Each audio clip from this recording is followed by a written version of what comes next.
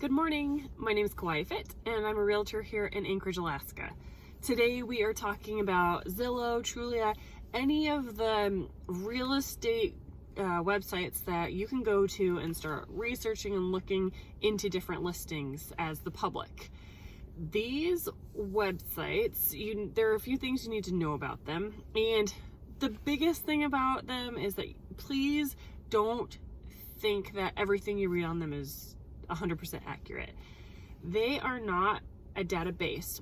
A database or a data bank is some group of data that is maintained, it's updated, it's kept up on a regular basis, and so it's accurate.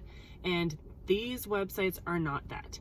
These websites, they take data that MLS, multiple listing services, provide. So the alaskarealestate.com website, for example, that's a public website where the public can go to and they can look at data that's taken directly from our MLS, our multiple listing service data bank, okay, or database.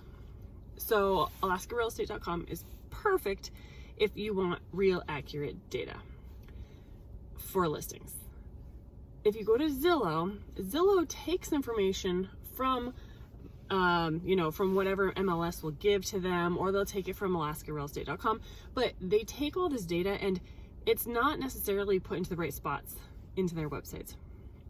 A lot of times they are accurate, but I've had instances where a seller, she was selling her condo and the condo dues was about $300 a month, and in the MLS, the true multiple listing service website where the realtors work off of, we put $300 is the dues per month at her condo. Then somehow Zillow or other websites took the information from wherever and they decided to make up their own amount for her condo dues. So when you're looking at Zillow, it would show that her condo dues were inaccurate. It wasn't correct. And it's very difficult to change when Zillow has anything inaccurate on it. It's very difficult to go through hoops and everything to change that information.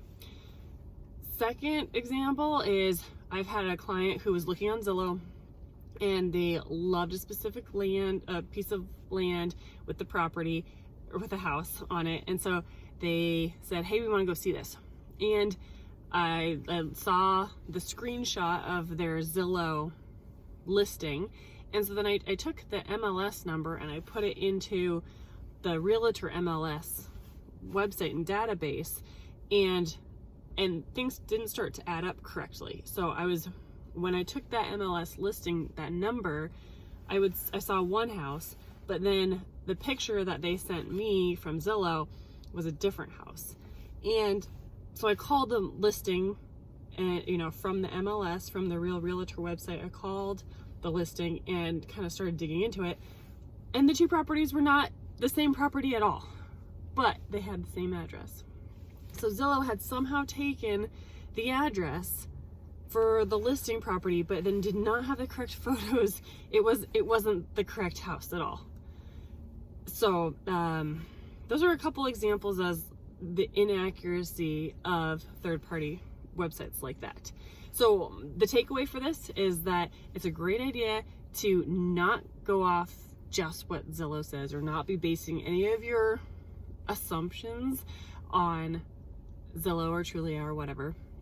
I highly recommend you can look through those, but take it with a grain of salt, number one. And number two, don't get super stoked or super excited about one property until you talk to a realtor and ask them, hey, can you pull up some documentation about this? Can you run a property profile about this property? Can you confirm X, Y, and Z about this property? Because this is what Zillow says. So it's still really important to talk to realtors and figure out, use them to the best of your ability, because they have all this data and all this true accurate data in their database, which might contradict the Zillow stuff. All right, have any more questions? Let me know. Otherwise, subscribe to my channel if you like what you're hearing. All right, thanks.